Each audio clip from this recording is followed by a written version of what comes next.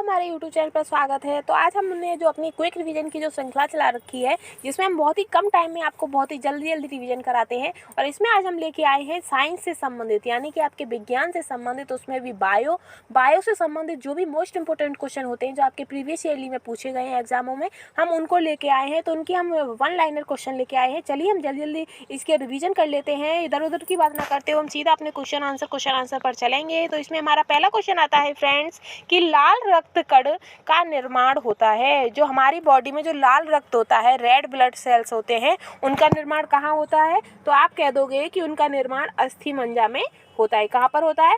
अस्थि मज्जा में होता है। फिर आपसे पूछ लेगा एग्जामिनर कि लाल रक्त कण जो होते हैं उनका जीवन काल कितना होता है? तो आप कह दोगे कि जो लाल रक्त कण होते हैं उनका जीवन काल 120 दिन का होता है।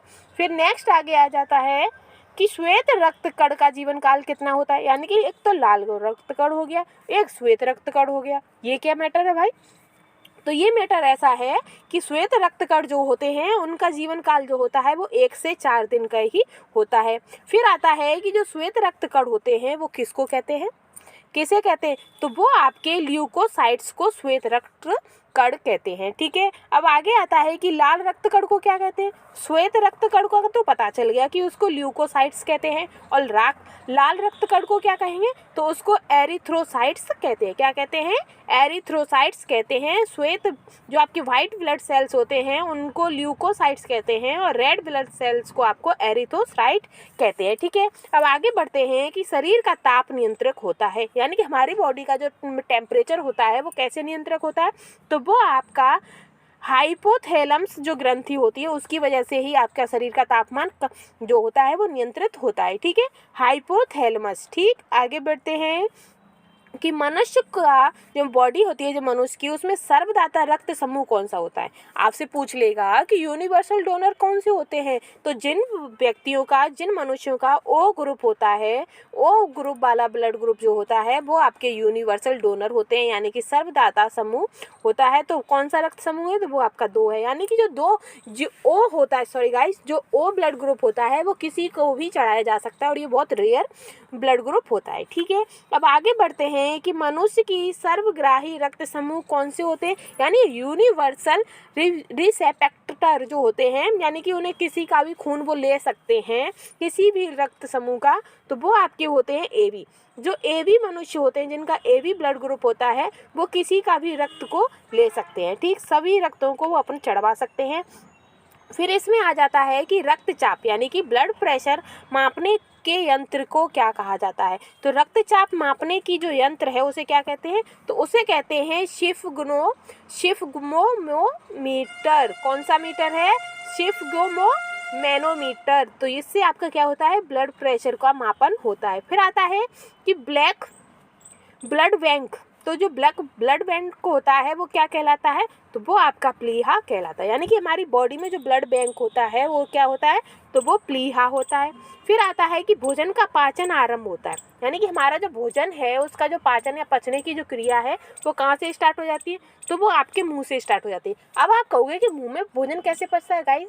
यार भाई, जब आप खाओगे, मुंह में चबाओगे उसे 34 बार, फिर वो गले से नीचे उतर के जाएगा, तभी तो पचेगा जाके पेट में। तो शुरुआत कहाँ से हो जाती है क्रिया? शुरुआत तो ऊपर मुंह से ही आपकी स्टार्ट हो जाती है। ठीक है, अब आगे बढ़ते हैं कि पचे हुए भोजन का अवशोषण होता है, यानी कि जो हम अपने मुंह से चबा के नीचे गया हमारा, फिर नीचे से हमारा जो पचा हुआ जो भोजन है उसका अवशोषण, यानी कि जो अच्छे सामान होंगे, अच्छी चीज़ें होंगी, वो तो शरीर हमारा अवशोषित कर लेगा और जो वेस्ट मटेरियल होगा उसे निकाल देगा। तो जो भोजन का जो अवशोषण होता है वो कहाँ होता है? तो आप कह दोगे कि जो भोजन का अवशोषण है वो छोटी आंत, यानी कि स्मॉल इंटेस्टाइन में होता है।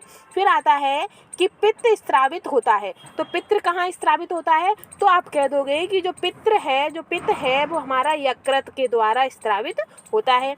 नेक्स्ट क्वेश्चन आपसे एग्जामिनर पूछेगा कि विटामिन ए संचित होता है। तो जो विटामिन ए है वो कहाँ पर संचित होता है? तो आप कह दोगे कि विटामिन ए भी हमारा यकृत में ही संचित होता है। नेक्स्ट है कि शरीर की सबसे बड़ी ग्रंथि कौन सी है? तो भी आपका आंसर हो जाएगा यकृत, यानी कि लीवर। तो हमारे शरीर की सबसे बड़ी ग्रंथि कौन सी होती है? तो आपकी यकृत, यानी कि लीवर होती है। ठीक है, अब आगे बढ़ते हैं कि सबसे छोटी ग्रंथि कौन सी है? अब ये तो हो गया कि बड़ी ग्रंथि हमारी यकृत हो गई, और सबसे छोटी ग्रंथि तो वो हो जाएगी हमारी प्यूटरेटी ग्रंथि। कौन सी हो जाएगी? प्यूटरेटी जो ग्लैंड होती है वो हमारी सबसे छोटी ग्रंथि होती है। फिर आपसे पूछ लेगा कि मास्टर ग्रंथि कौन सी है, मास्टर ग्रंथि कौन सी है? तो आपकी मास्टर ग्रंथि भी प्यूटरेटी होती है। ठीक है, अब आगे बढ़ते हैं कि मनुष्य में पसलियों की संख्या होती है। तो मनुष्य में पसलियों की संख्या कितनी होती है? तो 12 जोड़ी, यानी कि 24 होती हैं आपकी। अगर क्वेश्चन पूछ लेता है कि मनुष्य में पसलियाँ कितनी होती हैं, तो आपका हो गया 24, और कितनी, उसी 24 को हम जोड़ी में कर देंगे तो 12 जोड़ी। आपकी 6 जोड़ी इस साइड होती है और 6 जोड़ी इस साइड होती है। जो इस ऐसे बनी होती है ना, ऐसे हमारे ढांचे में, वही आपकी पसलियाँ होती हैं। आगे है कि शरीर में हड्डियों की कुल संख्या कितनी है। तो एक वयस्क मनुष्य के शरीर में आपकी 206 हड्डियां होती हैं। ये तो सभी को ही आंसर पता होगा। फिर ये नहीं पता होगा, बहुत ही कम लोगों को पता होगा। अगर ये आंसर आपको पता है तो आपकी तैयारी वाकई में काफ़ी अच्छी चल रही है। फिर है कि शरीर में मांसपेशियों की कुल संख्या कितनी है। हड्डियों वाला तो क्वेश्चन सभी को याद होता है, लेकिन मांसपेशियों वाला क्वेश्चन किस किस को याद है, सच्ची में बताना और कमेंट में बताना हमें कि शरीर में मांसपेशियों की कुल संख्या कितनी है। तो आप कह दोगे कि शरीर में मांसपेशियों की संख्या 639 होती है। कितनी होती है? 639। आगे है कि लार में पाए जाने वाला एंजाइम होता है। तो हमारी लार में कौन सा एंजाइम पाया जाता है? तो टाइलिन पाया जाता है। कौन सा? टाइलिन पाया जाता है हमारी लार में। फिर आता है कि लिंग निर्धारण कहाँ से होता है, यानी कि लड़का होगा या लड़की होगा तो जो लिंग निर्धारण होता है वो किससे होता है? तो वो आपका पुरुष क्रोमोसोम पर निर्भर होता है। काफ़ी गाँव में ये चलती है कि लेडीज़ है इसकी तो लड़कियाँ ही लड़कियाँ हो रही हैं, ये इसके ये हो रहा है। तो गाइस उसमें लेडीज़ों का कोई भी वो रोल नहीं होता है कि उनकी लड़कियाँ ही हुई हैं या लड़का नहीं हुआ है। ये सिर्फ और सिर्फ उनके पुरुष यानी कि उनके आदमी पर ही डिपेंड होता है कि क्या होगा। पर लेकिन क्या है ना, ये प्रथाएं ऐसी हैं कि लेडीज़ों पर ही पूरा डाल दिया जाता है कि इसकी गलती से नहीं हुआ है। पर लेकिन ये सब पुरुषों पर ही होता है, पुरुष के क्रोमोसोम पर ही निर्भर होता है। लिंग निर्धारण कहाँ से होता है? तो पुरुष क्रोमोसोम पर। फिर है कि मनुष्य का हृदय होता है। तो मनुष्य का हृदय कितने कोष्ठी होता है? तो जो मनुष्य का हृदय होता है वो 4 कोष्ठी होता है, 4 कोष्ठी होता है। ठीक है, अब आगे बढ़ते हैं कि शरीर में गुणसूत्रों की संख्या पाई जाती है। तो हमारे शरीर में गुणसूत्रों की संख्या कितनी है? तो हमारे शरीर में गुणसूत्रों की संख्या 46 है। कितनी है? 46 है। आगे बढ़ते हैं कि शरीर का सबसे बड़ा अंग कौन सा है। तो हमारे शरीर का जो सबसे बड़ा अंग है वो है त्वचा। जो त्वचा है वो हमारी नीचे से लेकर ऊपर तक पूरी कवर की गई है। तो शरीर का सबसे बड़ा अंग हमारा त्वचा है। फिर आता है कि शरीर की सबसे छोटी कोशिका कौन सी है। तो हमारे शरीर में सबसे छोटी कोशिका तंत्रिका कोशिका है। कौन सी है? तंत्रिका कोशिका। अब आता है कि शरीर में अमीनो अम्ल की संख्या है। तो हमारे शरीर में अमीनो अम्ल की संख्या कितनी है? तो 22 है। कितनी? 22 है। ठीक है, अब आगे बढ़ते हैं कि शरीर में प्रतिदिन मूत्र बनता है, यानी कि हमारे शरीर में पूरे 24 घंटे में कितना मूत्र यूरिन बनता है। तो वो आपका 1.5 लीटर के समथिंग यूरिन बनता है। फिर है कि मूत्र दुर्गंध देता है, क्योंकि यानी कि जो हमारी टॉयलेट होती है, मूत्र होता है, यूरिन होता है, उसमें महक जो बदबू आती है वो किस लिए आती है? तो वो आपके यूरिया के कारण आती है। किसकी? यूरिया के कारण हमारी टॉयलेट जो होती है, यूरिन जो होता है उसमें बदबू आती है। आगे आता है कि मानव मूत्र का पीएच मान होता है। तो एक जो हमारा मनुष्य होता है, मानव होता है, उसका जो पीएच मान होता है मूल्य का वो 6 होता है। कितना? पीएच मान इसका 6 होता है और ये अम्लीय होता है। आगे है कि शरीर का सामान्य तापमान होता है। तो हमारे शरीर का सामान्य तापमान कितना होता है? तो 98.6 डिग्री फ़ारेनहाइट में होता है। अगर फ़ारेनहाइट में आपसे पूछता है तो आपका हो जाएगा 98.6, और अगर आपसे सेल्सियस में पूछता है तो आप कह दोगे कि 37 डिग्री सेल्सियस। फिर अगर आपसे केल्विन में पूछ लेता है तो 310 केल्विन होता है। ठीक है, अब आगे बढ़ते हैं कि मानव शरीर में टिबिया नामक हड्डी पाई जाती है। तो जो मानव शरीर में जो टिबिया नामक हड्डी है वो कहाँ पाई जाती है? तो वो पैरों में पाई जाती है। अगर आप में से कोई वीडियो देख रहा है और उसको ये वाला आंसर पता है तो भी आपकी तैयारी काफ़ी अच्छी चल रही है।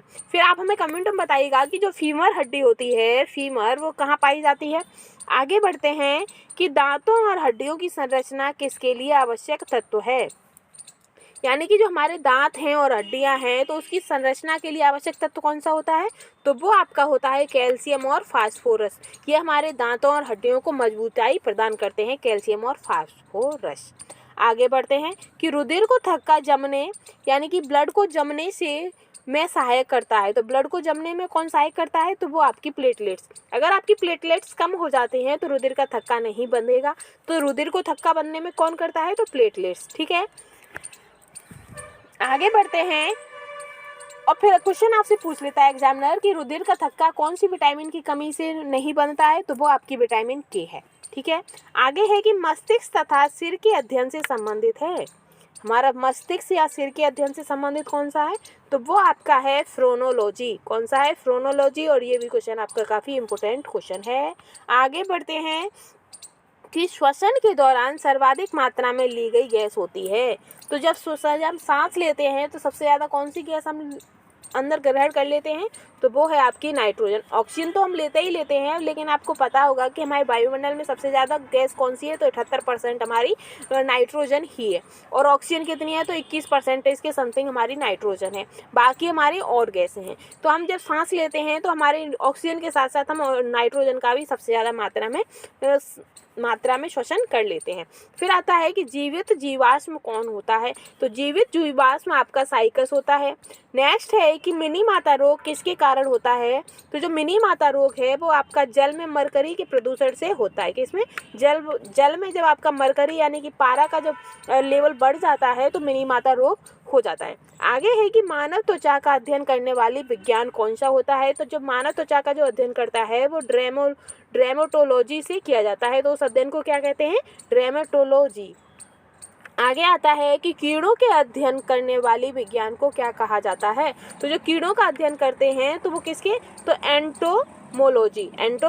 ठीक है, फिर आपका आता है कि पित्त किस अंग के द्वारा पैदा किया जाता है? तो जो आपका पित्त है वो यकृत के द्वारा पैदा किया जाता है। आगे बढ़ते हैं कि मानव शरीर में रुधिर बैंक यानी कि ब्लड बैंक का कार्य कौन करता है? तो मानव शरीर में रुधिर बैंक का काम तिल्ली करती हैं।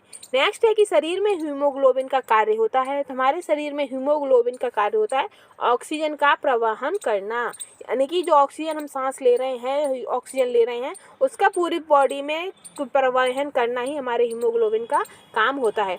फिर है कि हीमोग्लोबिन में क्या होता है? तो हीमोग्लोबिन में लोहा होता है।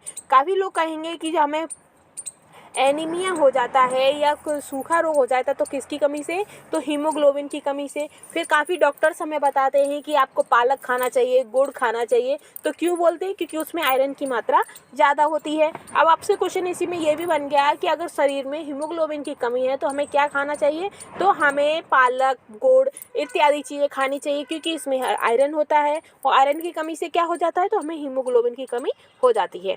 आगे है कि मानव शरीर में खून किसकी उपस्थिति के कारण नहीं जमता है? तो जो आपका हेपेरिन होता है, क्या हेपेरिन जो होता है उसकी मौजूदगी के कारण आपका जो खून है वो शरीर में नहीं जमता है। ठीक है, अब आगे बढ़ते हैं कि रुधिर में प्लाज्मा में किसके द्वारा एंटीबॉडी निर्मित होता है? तो रुधिर के जो प्लाज्मा है उसमें जो एंटीबॉडी निर्मित होती है वो आपका लिम्फोसाइट्स की वजह से होता है। किसकी वजह से? लिम्फोसाइट्स की वजह से। नेक्स्ट क्वेश्चन आता है कि लाल रक्त कणिकाओं का शमशान कहा जाता है। तो लाल रक्त कणिकाओं का शमशान किसे कहते हैं? तो आपका प्लीहा को लाल रक्त कणिकाओं का शमशान कहा जाता है। फिर है कि क्रेब्स चक्र में किसका संश्लेषण होता है? जो क्रेब्स चक्र है उसमें किसका संश्लेषण होता है? तो वो आपका होता है पाइरुविक अम्ल का। किसका? पाइरुविक अम्ल का जो संश्लेषण होता है वो आपका क्रेब्स चक्र में होता है। नेक्स्ट है कि मानव शरीर में यूरिया का निर्माण कहाँ होता है? तो मानव शरीर में यूरिया का निर्माण यकृत में होता है। आगे बढ़ते हैं कि रक्त की अशुद्धियाँ किस अंग में जाकर बनती हैं? तो जो रक्त में जो अशुद्धियाँ होती हैं तो वो कौन सा अंग हमारा उन अशुद्धियों को छानता है? तो वो आपके वक्र हैं जो रक्त को छानते हैं। नेक्स्ट आता है कि श्वसन की क्रिया कहाँ संपन्न होती है? तो श्वसन की जो क्रिया होती है वो माइटोकॉन्ड्रिया में संपन्न होती है। तो गाइस, जो बायो से संबंधित हमारे इतने मोस्ट इंपॉर्टेंट क्वेश्चन थे जो जीव विज्ञान से संबंधित हमने आपको करा दिए, जो आपके प्रीवियस ईयरली एग्जाम्स में पूछे गए हैं। और ऐसे ही क्विक रिवीजन के लिए हमारे चैनल के साथ बने रहिएगा। अगर आपको मेरे द्वारा पढ़ाई हुआ समझ आया और अच्छा लगा है तो प्लीज़ हमारे चैनल को लाइक, शेयर एंड सपोर्ट कीजिएगा। Thank you guys.